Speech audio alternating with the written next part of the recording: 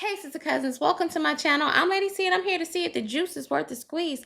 Like and subscribe if you're new and run it up in the comments. Let me know it's real. Now, dearly beloved, we are gathered here today to talk about Brian McKnight. Okay, ladies, now let's get information. I slay. Okay, ladies, now let's get information. You know you that when you cause all this conversation. Always stay gracious. After the beat. Here we go. Okay, listen. I'm not going to hold you guys too long. I promise this time. Why the fuck you lying? Why you always lying? I just wanted to touch bases and share some of my unpopular opinions. I don't think the juice is worth the squeeze. Okay, so Brian McKnight's son sadly has passed on, I believe Thursday? Was it Thursday? Let me make sure. Okay, so Brian McKnight's son, Nico McKnight, has sadly passed on over this past week. And it is a very, very sad situation. You know what I'm saying? He and Brian McKnight has had a very public, tumultuous relationship, as he and his siblings from a previous relationship and marriage, they all have had a very public fallout with Brian McKnight. And I have a opinion about that. So my opinion is, so listen, if I'm not mistaken, a few years ago, I don't even know when, but at least within the last maybe 7 years, okay? The last 7 years, Brian McKnight initially was in the headlines because his children were complaining that he had financially cut them off. Hey guys, it's Brian McKnight here. I've been traveling about 17 hours to Guam. I have a concert tonight, and I got off the plane to some of the most heinous craziness I've ever seen in my life, that my oldest son, Brian, would post that I'm abandoning my children. And the reason why, I suppose, is because I have a new family, and I guess this stems from a post that I made the other day about my son, Jack, who I'm very proud of, which isn't to say I'm not, and haven't been proud of my other children, but I was proud of this one for the things that he did that day. But we'll get back to that in a second. Anyone who knows me knows, over the last 20 years, 30 years now, as a matter of fact, that I've been there for my children every step of the way.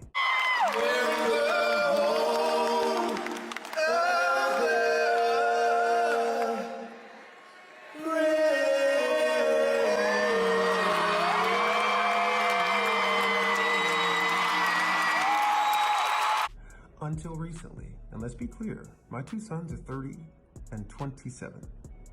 Not 12, not 13, but 30 and 27. Now my daughter's about to turn 18. That's another story I'll get to in a second. I've never missed a day of child support. I've never done anything adverse to my children whatsoever. I've always been there. I've always been there with advice, whether they took it or not. I've always been the sounding board, and I've always been the one that tried to help them achieve whatever dreams they were wanting to reach out for. I guess one of my only faults is that I gave my children everything that I didn't have in the hopes that they would appreciate it, because I know how much I would have appreciated it when I was their age. I would tell you, as parents out there, entitling your children is probably one of the worst things you can do, and I know I am guilty of that. For whatever reasons, I'm guilty of that. Tough love is a tough thing as a parent to try to institute to your children, because you want to help them as much as you can, and I did as much as I possibly could. When I stopped doing that for them, BJ was 25 and Nico was 22. And it wasn't like I completely cut them off at that point. That happened much later. But I've been there. When I put them out of my house, I gave them an apartment. The boys and I came home from a vacation, and we didn't even realize he had gotten us a new apartment. I was apparently getting moved out. I had no idea. Wait a minute, hold up. He put you out of your house? We were asked to move. You on the road doing what you want to do. You come back and he says, I want to move you out of the house you've been keeping for years into an apartment with y'all two kids. Yes, he found a great little townhouse for us, not far from where he was, and we moved into there maybe a few days after we got back from North Carolina. Did you see this coming? Absolutely not. I said, guys, this is it. This is the time to grow up. I'm giving you 2 years. I'm going to pay for everything for 2 years, but you're going to have to work or do something, because at the end of those 2 years, that's going to be it. It's time to be men here, guys. It's time to grow up. At the end of those 2 years, they hadn't done any of it. It was just right around the time that Leilani and I had gotten together. Leilani was working at Children's Hospital. And let's be clear, Leilani has been one of the only people who's been an advocate to keeping us together, to keeping us having a relationship, because she wants to have the nuclear family as much as I did. And they have spit in her face at every turn. She got them jobs at the hospital, $18 an hour with benefits, and with the option of the hospital actually paying for them to go back to school. They said, and I quote, that they knew they didn't want to stop smoking, and they would have to pass a drug test. And the day I had the doctors looking into it, Niko's on there, taking a big puff, which is fine. If you want to smoke, that's fine. I'm not saying that that's bad. If that's your choice, that's your choice. But what I'm telling you is that we have been advocates for them every step of the way. Now let's go to the part where we have been estranged. Again, we talk about abandonment. I'm not abandoning them. We are estranged, which happens more often than not in this particular situation. BJ broke into our home a few months ago, and he put X's on the eyes of our wedding photos. And then he put a photo of my first wedding on Leilani's vanity. It was at that moment, and after I heard him say, and was pointed to from other friends of mine that saw his posts on social media, that he basically said that I was better off dead to him than alive. I was more valuable to him dead than alive. And that was the end of me dealing with him. If you look at my Instagram, you'll see that not my last video, but the video before that, 42, the song was written by Brian and I, and it was directed, the video, by Niko. And I went on and I said how proud I was of Niko at the time, and I really, really was. He did an awesome job in that video. Even before that, less than 2 years ago, these are the two gentlemen who stood up for me as my best man in my wedding. So abandonment, deadbeat dad, I'll reiterate, I've never missed a day of child support. I've been there every step of the way. BJ, he talked about Jack's new car. BJ had 3 brand new cars before he was 22. But I'm not talking about material things, because none of this has anything to do with money. It's about respect.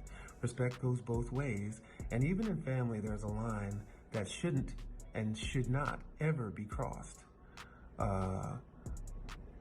It's crazy to me that people will just believe anything, and I thought it was important to set the record straight and let you guys know that abandonment has nothing to do with any of this. Deadbeat dad, I've been there every step of the way. And let's also remember that these kids are 30 and 27, not 12. It's time for grown men to be grown men. And I'm sorry that tough love happens to be this way. And I do wish them the best. I want them to have and to reach their dreams and their full potential, but like any other man in the world, you got to go out there and you got to take it. As far as my daughter is concerned, her mother, if you look back at my Instagram, she was a part of this family too, with Jack and Julie and Leilani and myself. And unfortunately, along the way, a couple years ago, I got wind that there was an older cousin who was above 18 who was quite possibly having sex with her. So I called, as a father should, to the state office for children's affairs there in Arizona, and I never heard anything back. But the next thing that her mother did was to block all of us from her social media, from her phone, and completely estranged her from us. So what that told me was they didn't want me to be involved in her life that way. So to see the post that she said, considering that her mother only had a child with me for money in the first place, and I'll reiterate this, I have not missed a child support payment. She goes to one of the most incredible private schools in Arizona. So I don't know where this is all coming from, but I thought that I needed to let everybody know that there's another side to this story. You can choose to believe what you want. I thought that I would lay it out there for you. Anything that I say is actual and factual. All you have to do is Google Brian McKnight and Sons, and you'll see us singing. And a lot of people were behind him in support of his decision to cut his children off. And, naturally, because we want our kids to, find financial independence. And, I've been taking care of you this far, and now it's time for you to kind of get pushed out of the nest.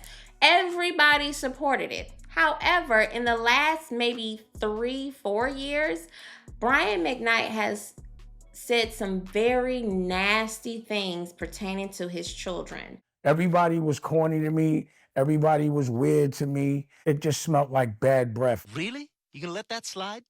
He has said that his children, that he does not have any kids outside of his new relationship, that his children were created in sin, that his new kids or stepchildren from his new marriage are his pride. Like, he said so many things about his actual biological children. I want to address the abandonment issue for the last time. Those kids and I have had a long history of conflicts, mutual estrangements, and resolutions. But there was a time when we were truly a successfully blended family. Julia, Jack, BJ, Nico, and Brianna. And in that order. Our home was filled with love and acceptance, so much so that the kids were all calling each other siblings, contrary to the picture that's been painted online. Christmases, birthdays, Thanksgivings, Friendsgivings, all spent together, even standing up for me as my best man in our wedding, along with their brother Jack, which I posted a pic of here. Shortly thereafter, the same conflict over money arose again. We parted ways, and the next thing I knew, there were 2 posts from Brian and Brianna in 2019 telling the world a completely different narrative for the reason why. I never abandoned anyone. Our estrangement was mutual, but those posts made any roads towards reconciliation and acknowledging them a dead issue. And I changed my will the next day. I've spent the last 30 plus years building a recognized, respectable name, and ironically, there are still people out there who are trying to smear my name while still carrying it, hoping to use it for their own benefit. And he even went so far, because he had a junior, but he went so far to separate himself from his original kids or his first batch of children, that he changed his own name to make his new son a official junior. I make absolutely no apologies for naming my infant son Brian.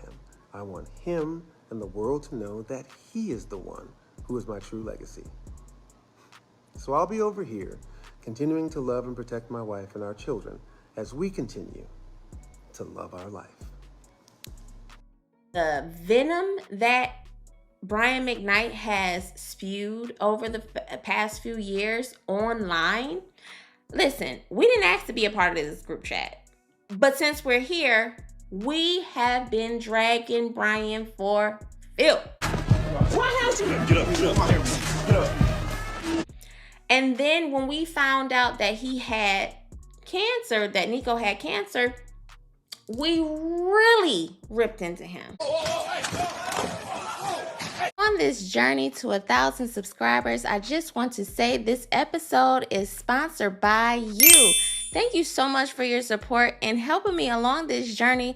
Your support keeps me encouraged. It keeps me going. It keeps me wanting to make more content. Hopefully you like what you see. So if you like what you see, girl, go ahead and hit that subscribe button, girl. I won't bite, okay? All right, now let's get back to the show. So all day, I said to myself I wasn't going to post about this. And as the day wore on, I realized that how could I not post about this?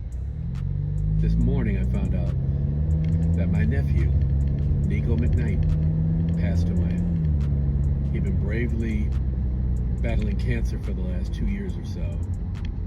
And I have a lot of feelings right now. I'm not going off a script or anything like that. I'm just going to be raw with how I'm feeling. Niko was one of those amazing kids who was quirky and curious and ridiculously talented. amazing singer, an amazing guitar player, had a great eye, was a photographer. And just one of those kids that, at least in my estimation, was somebody you always wanted to be around. And so it really sucks that he's no longer with us. And I will also say, probably one of the reasons why I wasn't going to post about it is I post a lot of things, but I don't post a lot of really, really serious subject things, or certainly family things. And I wanted to post this about Niko, about his legacy, about how amazing he is, and not about what some of you may have heard about, you know, the family drama that has existed for quite some time in our family. I'm not here to discuss that or to talk about how that happened or why it happened.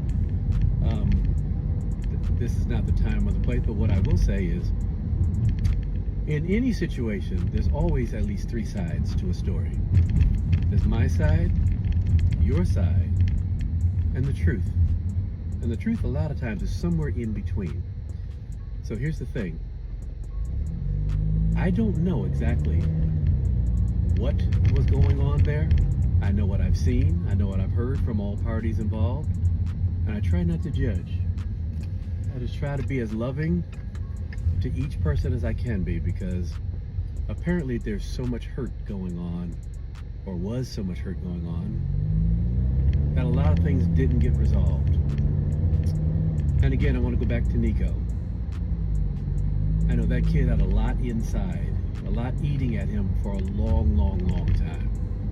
That may have contributed to what happened with him. What I do know is he's out of pain now. And so I can rejoice in the fact that he no longer has to go through the chemo and the radiation and everything else. But I just want to uplift that young man and say we will see him again one day. I love you, Niko. Uncle Claude.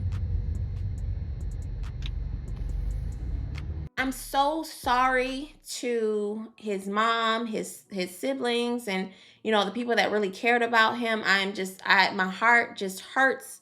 It hurts so bad for the family. But people are all up and down the comments and online saying Everything you think about is gonna crumble. Listen, all of that may be true. There is a, for sure, special 1 bedroom, 1 bathroom corner in hell for Brian McKnight. However, I don't think he cares. Let me just go in the bush and weep. Let me just go in the bush and weep. He said the sad things that was said in his son's last few tweets, that he wanted, you know, a hug from his family and a group hug, and that he wanted his dad to tell him he loved him. And pretty much Brian couldn't even bring himself to do that. And I just don't think he cares. This motherfucker is psychotic.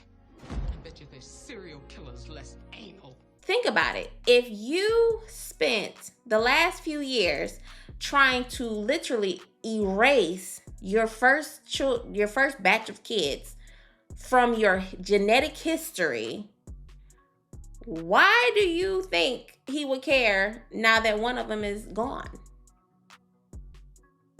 He don't care. He does not care, girl. I don't give a fuck what y'all saying at all. I mean, if somebody tells you I don't have kids and then said child passes on to glory, do you really think that he's going to be like, oh my God, I can't believe. Girl, that man is evil. Girl, he don't care about them kids. So Brian McKnight has since released a statement concerning his brother's video the other day. Big thanks to Claude McKnight's tasteless and self-aggrandizing announcement on TikTok that frankly was not his to make. In my opinion, he inserted himself and used Niko's death as an opportunity instead of letting him pass with respect and dignity. It has instead turned into a circus, a mockery of a life now lost, making this tragedy into a reality show type drama. While that was unfolding, My family and I flew home to Maui and had a private memorial remembering him and all the good times. The last time he and I spoke, we offered him all the help we could provide. We had the #1 oncologist on deck for him and a team of specialists on standby with private care in our home. He and his mother declined. The door of communication was open and remained open until his death. To the self-proclaimed mama bear, may God have mercy on your soul for not allowing him to accept that help and not allowing him to use that line of communication. There is great comfort in knowing God knows the truth and the totality of the whole story. I am truly thankful for the immense peace God has given me, and I've left everything in his hands. I have a clear conscience. The only judgment that matters is God's. My wife, our children, and I are eternally thankful to Almighty God that the suffering has come to an end and grateful for all of your condolences.